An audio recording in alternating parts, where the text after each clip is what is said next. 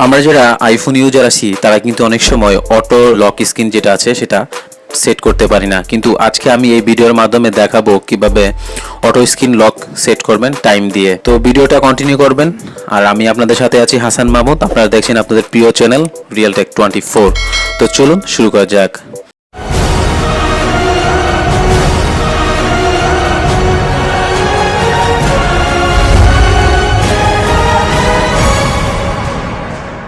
তো এখন কথা হচ্ছে আপনি সেটিংয়ে চলে যাবেন। সেটিংয়ে যাওয়ার পর নিচে চলে যাবেন। নিচে যাওয়ার পর দেখতে পাচ্ছেন ডিসপ্লে অ্যান্ড ব্রাইটনেস, এটাতে ক্লিক করবেন।